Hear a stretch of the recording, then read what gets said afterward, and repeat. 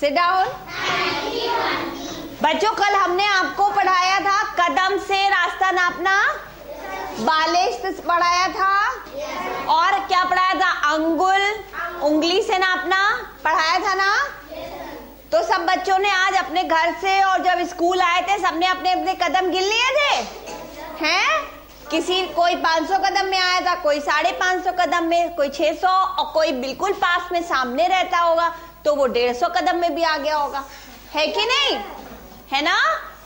चलो तो बच्चों ये जो कल हमने आपको पढ़ाया था कदम, बालिश और अंगुल, बच्चों ये जो होती हैं नापने की इकाइयां तो जरूर होती हैं लेकिन इनका कोई मान नहीं होता है, ये अमानक होती है, इनका कोई भी मान नहीं होता है कि कोई गिनती में हम नहीं कह सकते कि ये इतनी बड़ी है वो उतनी बड़ी है। कदम से बच्चों अब मेरे क्या थे, कल कदम बड़े थे तो हमने जल्दी से रास्ता कर लिया, है ना। कोई छोटा होगा तो वो धीमे धीमे थोड़ा उसको ज्यादा कदम लगेंगे, है कि नहीं। तो इसका कोई भी बच्चों एक बात ये नहीं है कि हाँ वहां से इतनी दूरी नापने में 50 कदम ही लगेंगे। क्यों? क्योंकि हम 50 कदम में आएंगे, क्या पता कोई वहां तक 70 में आए, है कि नहीं।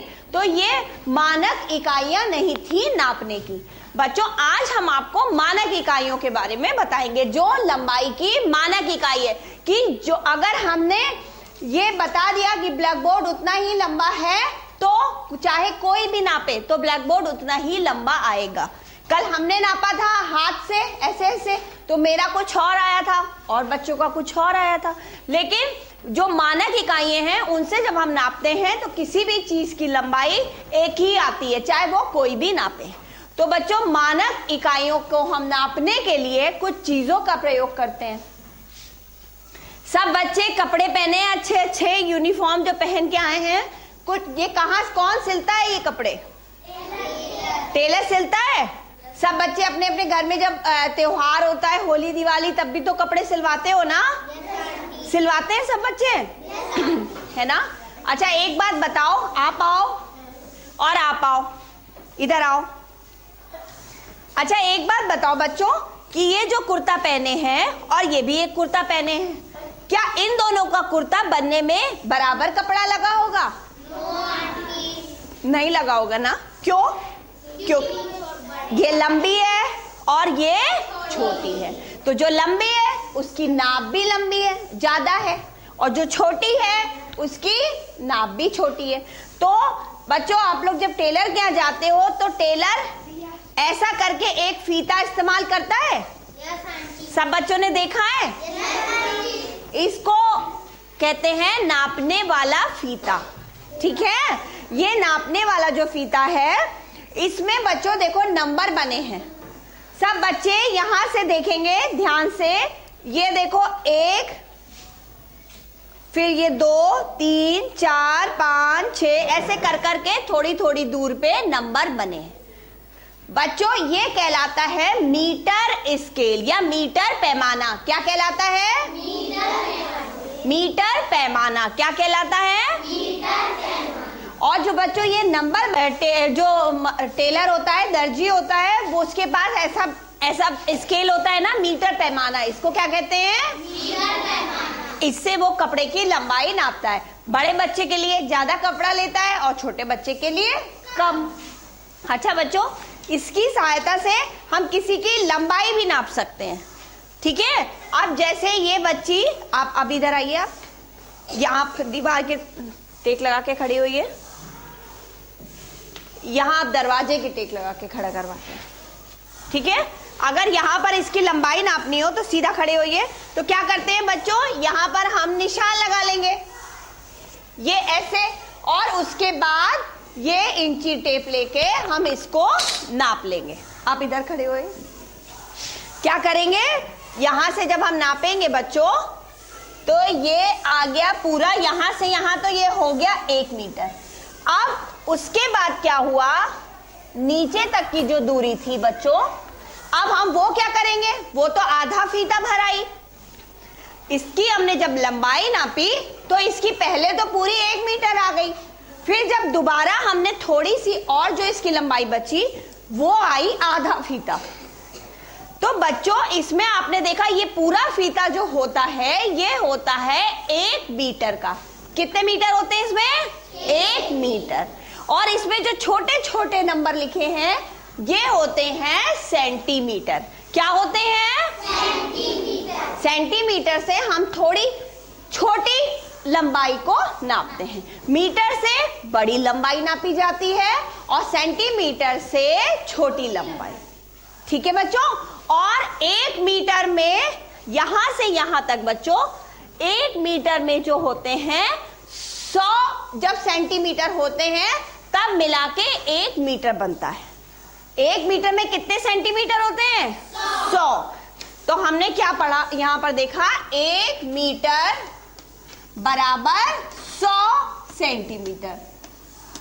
बच्चों अब इसकी लंबाई जो हमने नापी थी वो क्या नापी थी? पहले तो इसकी लंबाई हमने देखी कि पूरी की पूरी 1 फीते के बराबर है यानी 1 मीटर।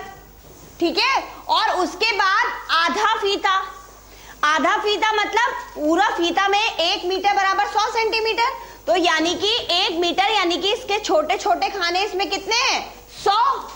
ठीक है। और आधा मीटर यानी कि कितना सेंटीमीटर हुआ? कोई बता सकता है? 1 मीटर बराबर 100 सेंटीमीटर। तो आधा मीटर बराबर 50 सेंटीमीटर। बहुत अच्छा, ताली बजाओ भाई। आधा सेंटीमीटर। बेटा हम सेंटीमीटर को सेमी भी लिखते हैं। देखो मीटर को हम क्या लिख सकते हैं? मी, ऐसे लिख सकते हैं। और सेंटीमीटर जो कि छोटी लंबाई नापने के लिए इस्तेमाल करी जाती है उसको हम लिख सकते हैं सेमी। और ऐसे करके ऐसे बिंदी लगा देंगे। ठीक है। और आधा सेंटीमीटर बच्चों आपने क्या बताया? 50 सेमी यानी कि सेंटीमीटर। तो अब आपका क्या नाम है? ऋतु। तो अब जो ऋतु है उसकी लंबाई हमने क्या नापी? पहले तो पूरी की पूरी 1 मीटर लंबाई थी उसकी, है ना? यानी कि 1 मीटर मतलब बराबर 100 सेंटीमीटर। और फिर आधा फीता के बराबर उसकी लंबाई थी यानी कि 50 सेंटीमीटर। अभी आपने बताया ना आधा सेंटीमीटर कितना हुआ? 50। तो बच्चों उसकी कुल लंबाई कितनी हो गई? इसकी लंबाई कुल कितने सेंटीमीटर हो गई? बता सकते हो?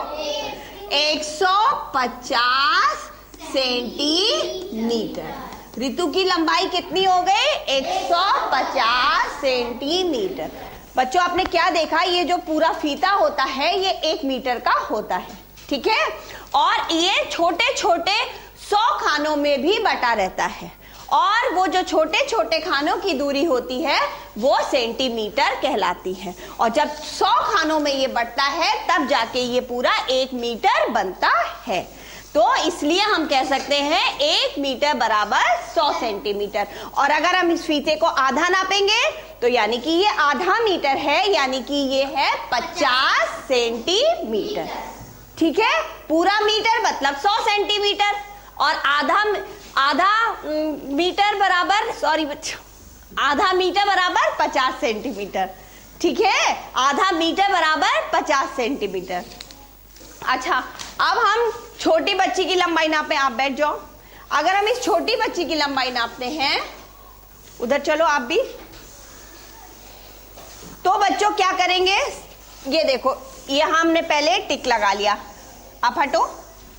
अब हमने यहां इसकी लंबाई नापी और ये 1 फीते से भी कम आई। इसकी लंबाई 1 फीते से थोड़ी सी कम आई यानी कि इसकी लंबाई आई 75 सेंटीमीटर।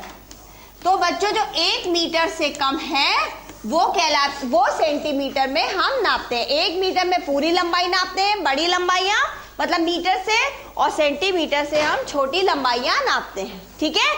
तो इस बच्ची की लंबाई 1 मीटर भी नहीं है। छोटी लंबाई नापने के लिए हम क्या इस्तेमाल करते हैं? सेंटीमीटर। कौन सी इकाई इस्तेमाल होती है? सेंटीमीटर। और बड़ी लंबाई मीटर। बड़ी लंबाई के लिए मीटर। अब ये पेन है, ये क्या 1 मीटर का पेन लग रहा है?